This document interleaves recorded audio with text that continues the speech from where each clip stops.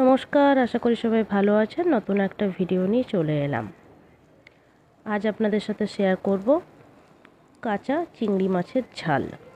চলুন রেসিপিটা তাহলে দেখে নিন।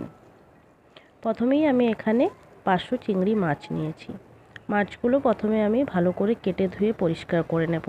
আর এখানে আমি 500 চিংড়ি মাছ ব্যবহার করব না, যেহেতু দুজন মানুষ, তাই আমি এখানে 250 মাছ ব্যবহার করব, বাকিটা রেখে দেব।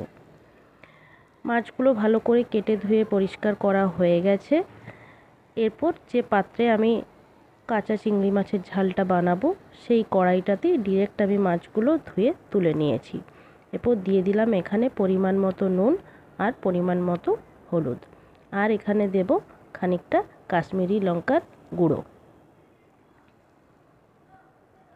আর দিয়ে দেব এখানে 3 থেকে 4 চামচের মতন টক দই।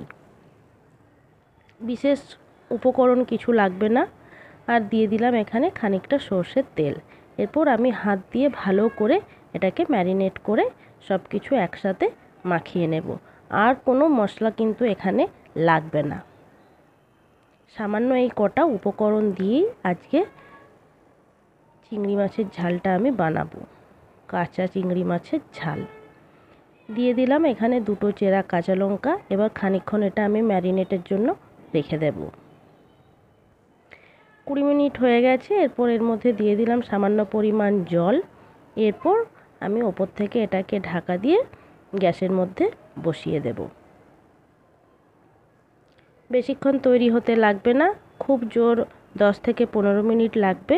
হাতে যদি কম সময় থাকে একবার এইভাবে কাঁচা চিংড়ির ঝালটা বানিয়ে দেখতে পারেন, খেতে কিন্তু অপূর্ব। আমি যেদিন এই কাঁচা চিংড়ির ঝালটা বানাই, সেই দিন আমাকে আর অন্য কিছু বানাতে হয় না। এটা দিয়েই এক থালা ভাত শেষ হয়ে যায়। দেখুন এখানে ফুটে গেছে। একটু গ্রেভি হওয়ার জন্য আরও খানিকক্ষণ ফুটিয়ে নিলাম। এরপর আমি এটা একটা পাত্রে নামিয়ে নেব। চলুন, কাঁচা চিংড়ির ঝাল তৈরি হয়ে গেছে। এবার এটা আমি গরম গরম পরিবেশন করব। আর ভিডিওটা যদি আপনাদের ভালো লেগে থাকে অবশ্যই পাশে থাকবেন, শেয়ার করবেন, ফলো করবেন, সাবস্ক্রাইব করবেন। ধন্যবাদ।